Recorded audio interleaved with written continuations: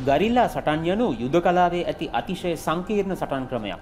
ගරිල්ලෙකු සටන්කරුවෙකු බවට පත්වන්නේ ආයුධයක් අතරගත් අවස්ථාවකදී පමණයි. අනික් සෑම අවස්ථාවකදීම ඔහු සාමාන්‍ය වැසියෙක්. සිවිල් පුද්ගලයන් අතරේ සැඟව සිටින සටන්කරුවා සොයා පහරදීම ඉතාම දුෂ්කර කාර්යයක්. 70 ගණන්වල අගභාගයේදීත් 80 ගණන්වල මුල් වකවානුවේදී ශ්‍රී ලංකා යුද හමුදාවට මුහුණ දෙන්නට සිදු වුණේ ඒ අභියෝගයටමයි. මේ අසමතුලිතතාවය බිඳ දමන්නට හැකි වුණේ සතුරා හඹා ගොස් ඔහුගේම භූමිය තුලදී පහර දී විනාශ කිරීමේ සුවිශේෂී හැකියාවෙන් යුත් විශේෂ ප්‍රහාරක ඒකක යුද හමුදාව තුල බිහිකිරීමත් සමගයි. යුද හමුදාවේ ප්‍රහාරක ශක්තියේ කොඳුනාරටිය බඳු කමාන්ඩෝ රෙජිමේන්තුවත් විශේෂ බලකායත් ජාතියට දායාද කරවීමේ ඔබ නොඇසූ කතා පුවතයි මේ.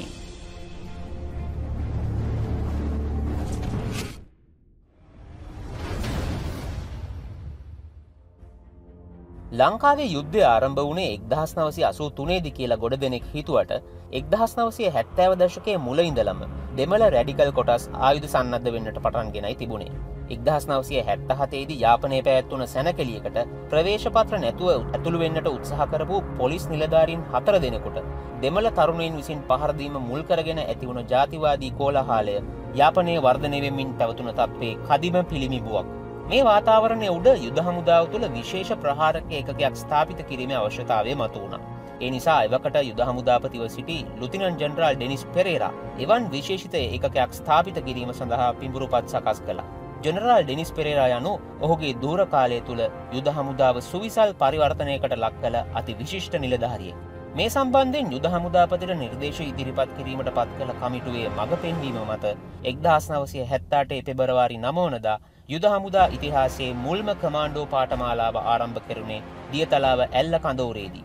සන්නාහ සන්නද්ධ බලකාය, කාලතුවක්කු හමුදාව, ඉංජිනේරු බලකාය, පාබල හමුදාව, සිංහ සහ ගැමුණු හේවා යන රෙජිමේන්තු වලින් තෝරාගත් නිලධාරීන් 6 දෙනෙක් සහ සෙසු නිලයින් 24 දෙනෙක් සඳහා මෙම පුහුණුව ලබා දීම සිදු වුණා.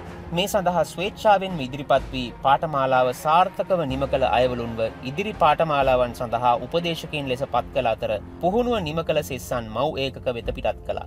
1980 වන විට මෙම විශේෂ පුහුණුව ලැබූ පිරිස එක්කර අලුත්ම ඒකකයක් නිර්මාණය කිරීමේ අවධානය යොමු වුණා. ඒ අනුව 1980 මාර්තු 15 වෙනිදා මේජර් සුනිල්ද පීරිස්ගේ නායකත්වයේ යටතේ කමාන්ඩෝ බලගණිය ස්ථාපිත කෙරුණේ නොහැක්කක් නොමැත යන උදාර ආදර්ශ පාඨයේ පෙරදැරිවයි. එය ස්ථානගත කරන ලද්දේ දියතලාව බ්‍රාවෝ කඳවුරේ. එම වසරේදීම බ්‍රිතාන්‍ය හමුදාවේ ස්පෙෂල් එයාර් සර්විස් නැතහොත් SAS බලකාය උපදේශකයන් විසින් ලංකාවේ කමාන්ඩෝවරුන් පිරිසක් පැහැර ගැනීම වැළැක්වීම සහ ප්‍රාණාපකරුවන් මුදවා ගැනීම පිළිබඳව පුහුණු කරන්නට යෙදුණු අතර තවත් පිරිසක් පැරෂූට් පුහුණුව සඳහා ඉන්දියාවට යවනු ලැබුවා. 1980 දෙසැම්බර් 4 වනදා කමාන්ඩෝ බලගණයේ ගණේමුල්ලේ ස්ථාපිත කළ අතර අද දක්වාම එය ලංකාවේ කමාන්ඩෝවරුන්ගේ මහගෙදර ලෙස පවතිනවා. ඉන්නතුරුව උතුරු නැගෙනහිර රාජකාරිවලට යොදවන ලද කමාන්ඩෝවරුන් කුඩා කණ්ඩායම් වශයෙන් ක්‍රියාත්මක වී ඉතා ඉහළ ප්‍රතිඵලාත් කර දුන්නා. එමෙන්ම 1987 දී දියත් කළ වඩමාරච්චි මෙහෙයුමේදීද ඔවුන් සුවිශේෂී කාර්යභාරයක් ඉටු කළා. පැහැර ගැනීම වැළැක්වීමේ සහ ප්‍රාණාපකරුවන් මුදවා ගැනීමේ පුහුණුව ලැබුවන් කටුනායක ජාත්‍යන්තර ගුවන් තොටුපළේ ආරක්ෂාව සඳහා යෙදුවා. කමාන්ඩෝ රෙජිමේන්තුව සඳහාම වෙන් වූ පුහුණු පාසල ගණේමුල්ලේදී ආරම්භ කළ 1988 මාර්තු 15 වෙනිදා රෙජිමේන්තුව වෙනුවෙන් අනුපමේය සේවයක් ඉටු කළ එහි පළමු අනදෙන නිලධාරී ලෙස කටයුතු කළ ලුතිනන්ට් කර්නල් සුනිල්ද පීරිස් එම වසරේ අප්‍රේල් 28 වනදා විශ්‍රාම ලැබුවා. ඔහුගෙන් පසුව කමාන්ඩෝ බලගණයට අනදීම කළේ මේජර් හඳපාන්ගොඩ විසින්. 1990 සහ 91 වසරවලදී උතුරු නැගෙනහිර දෙපළාතේම සාර්ථක මෙහෙයුම් ගණනාවක් සිදු කළ කමාන්ඩෝ බලගණයට පිරිමැසිය නොහැකි විනාශයක් සිදු කරමින් කට්ට පරිච්ඡාන්හිදී දියත් කළ මෙහෙයුමක් අතරතුරදී කමාන්ඩෝවරුන් 50 දෙනෙක් ජීවිතක්ෂයට පත් වුණා. ලුතිනන්ට් කර්නල් පර්සි ප්‍රනාන්දු කමාන්ඩෝ බලගණයේ 3 වෙනි අනදෙන නිලධාරියා වශයෙන් රාජකාරිය ආරම්භ කළේ 1991 මැයි 1 වෙනිදා. ඔහුගේ නායකත්වයෙන් නැගෙනහිර පළාතේ තොප්පිගල, ත්‍රිකෝණමඩු, ආංගොඩ විල්ලුව සහ වැලිඔය යනාදී ප්‍රදේශවල සාර්ථක මෙහෙයුම් ගණනාවක් සිදු කළා. 1993 කමාන්ඩෝ රෙජිමේන්තුවට තවත් සුවිශේෂී වසරක්. සිය සටන් පුහුණු පාසල ඌව කුඩාඔයට ගෙන ගිය අතර දෙවන කමාන්ඩෝ රෙජිමේන්තුව බිහිවීමද මේ වසරේදී සිදු වුණා.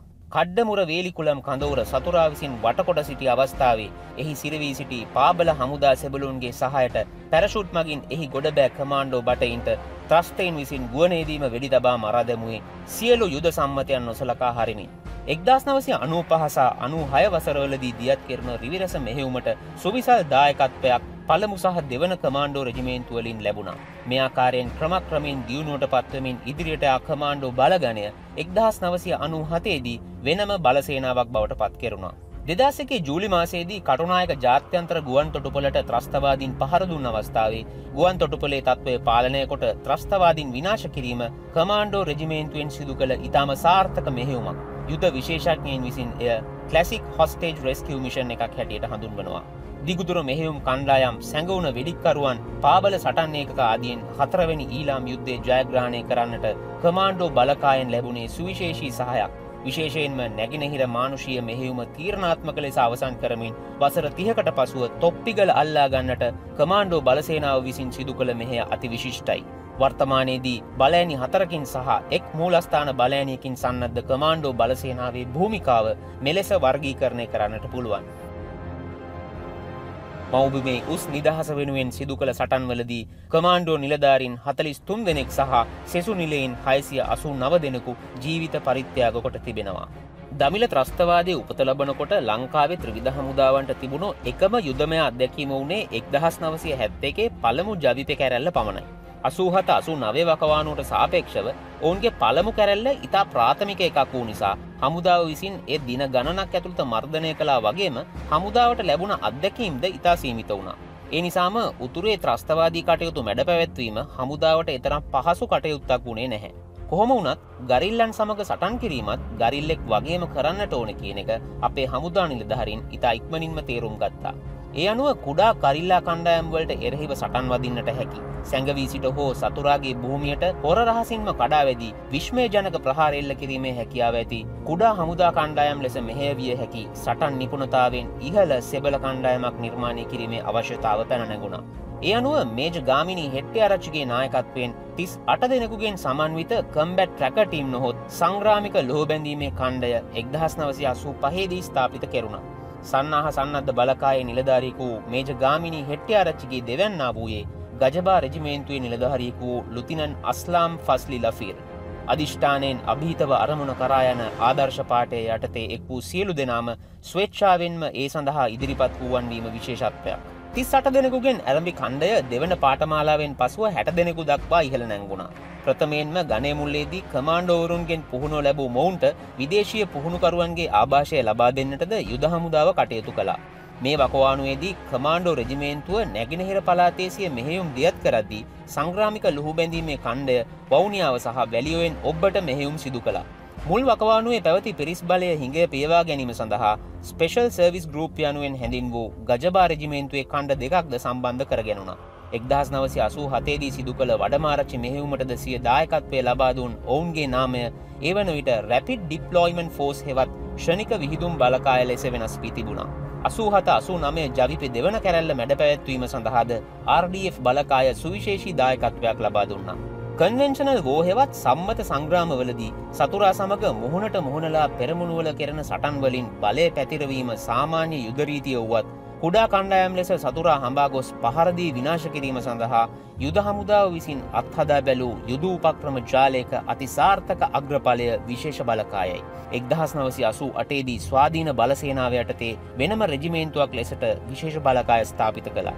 ඒත් සමග ජීවය ලැබූ පළවන විශේෂ බලකායේ පළමු අණදෙන නිලධාරී ලෙස මේජ ගාමිණී හෙට්ටිආරච්චි පත් කළ අතර දෙවැනි අණදෙන්නා ලෙස ගජබා රෙජිමේන්තුවෙන් පැමිණි කපිතාන් ජයවි ප්‍රනාන්දු පත් කෙරුණා. වනගත සටන්වල නිපුණයින් වූ විශේෂ බලකායට කම්බැට් රයිඩර් ටීම් නොහොත් සංග්‍රාමික යතුරුපැදි ඛණ්ඩයේ එක්වීම නගරබද සටන් හැකියාව වැඩි දියුණු කර ගැනීමට ඉවහල් වුණා මෙන්ම LTTE පිස්තෝල කල්ලියට මාරාන්තික තරජනයක් වුණා. මෙම ඛණ්ඩය බිහි කිරීමේදී දකුණු අප්‍රිකානු උපදේශකයින්ගෙන් ලැබුණ සහාය අතිමහත්. එමෙන්ම 1990 වන විට සැඟවුණ වෙඩික්කරුවන්ගේ ඛණ්ඩයක් ස්ථාපිත කරන්නටද විශේෂ බලකායට හැකියාව ලැබුණා. 90 දශකයේ මුලපටන්ම කිමිදුම් කරුවන්ගෙන් සැදුම්ලත් විශේෂ බලකායේ කිමිදුම් ඛණ්ඩය ස්ථාපිත කළේ 1995 දී. එමෙන්ම පැරෂූට් පුහුණුව ලැබූ විශාල පිරිසකින්ද විශේෂ බලකාය සමන්විත වුණා. ක්‍රමක්‍රමයෙන් විශාල වෙමින් පැවති විශේෂ බලකායේ දෙවන බලඇණිය 1995 දී ස්ථාපිත කළේ සන්නාහ සන්නද්ධ බලකායෙන් පැමිණි මේජ රාජේන්ද්‍ර විජේසිරිගේ නායකත්වයෙන්. ඔහුගේ දෙවැන්නා වූයේ මේජ ප්‍රසන්න සිල්වායි. 1996 දී මුලතිව් කඳවුර ත්‍රස්තවාදීන් විසින් වටකර සිටි අවස්ථාවේදී එහි සිරවී සිටි 1500කට අධික සෙබළුන්ගේ ජීවිත බේරා ගැනීම සඳහා විශේෂ බලකා ඉදිරිපත් වුණා. සතර වටින් වටකොට සිටි කඳවුර ආසන්නයට හෙලිකොප්ටර් මගින් ගොඩ බැස සහාය සඳහා යන්නට ගියත් ත්‍රස්ත ප්‍රහාරවලින් විශේෂ බලකායේ පළවෙනි සහ දෙවෙනි බලඇණිවලට සිදු වූයේ සුළුපටු හානියක් නොවේ. විශේෂ බලකායේ මූලාරම්භය වූ කම්බැට් ට්‍රැකර් ටීම් එකෙහි ආරම්භක සමාජිකයෙකු වූද පළවෙනි විශේෂ බලකා බලඇණියේ අනදෙන නිලධාරී ලුතිනන්ට් කර්නල් ෆස්ලි ලෆීර් මෙහිදී මරුමුවට පත් වුණා.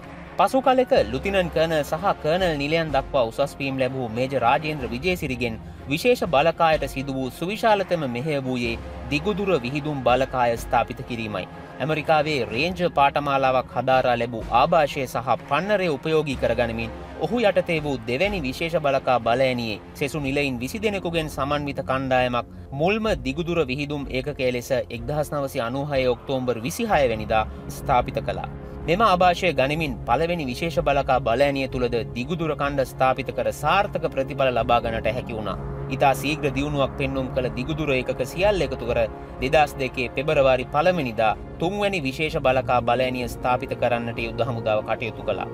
දිගුදුර මෙහෙයුම් බලකාය ලෙසින් ප්‍රසිද්ධියට පත් වූ ඔවුන් කෙතරම් දරුණු ලෙසින් LTTට හිස රදයක් වුණේද යත් 2002 පෙබරවාරි මාස 22 වෙනිදා අත්සන් ලැබූ සටන් විරාම ගිවිසුමේ එක් වගන්තියකින් යුද හමුදාව දිගුදුර මෙහෙයුම් නවතා දැමිය යුතු බව අවධාරණය කර තිබුණා. නැගෙනහිර සහ වන්නි මානුෂීය මෙහෙයුම්වලදී ඉතා විශිෂ්ට සේවයක් ඉටු කළ විශේෂ බලකාය 2008 වසරේ දෙසැම්බර් 23 වනදා සිය 4 වෙනි බලඇණිය ස්ථාපිත කළා.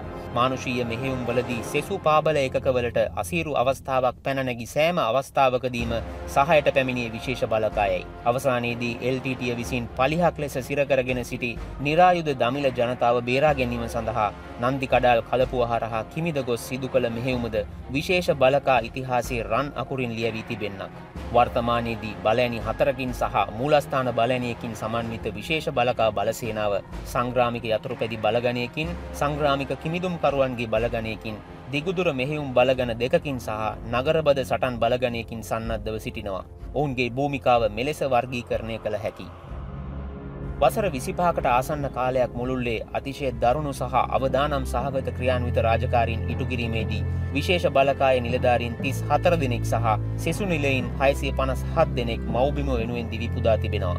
සටනේදී දිවිදුන් අයාතුරින් විරුවන් 5 දෙනෙකු පරම වීර විභූෂණයෙන් පුද ලබා තිබෙන අතර මාතෘ භූමියට සාමය උදා කිරීමේ සටන්වලදී පළ කරන ලද වීරත්වය වෙනුවෙන් 51 දෙනෙක් වීර වික්‍රම විභූෂණයෙන්ද 1212 දෙනෙක් රණ වික්‍රම පදක්කමෙන් සහ 2417 දෙනෙක් රණ ශූර පදක්කමෙන් පිදුම් ලබා තිබෙනවා. සතුරන් බීතියෙන් සලිත කළ කමාන්ඩෝ සහ විශේෂ බලකා සෙබළුන් විසින් දියත් කරන ලද ඇඟ ලොමු දැහැ ගැන්වෙන මෙහෙයුම්වල විස්තර සමගින් නැවත හමුවෙමු. නැනස YouTube channel එක subscribe කොට දිගටම අප හා රැඳී සිටින්නට කියලත් ආරාධනා කරනවා. ආයුබෝවන්.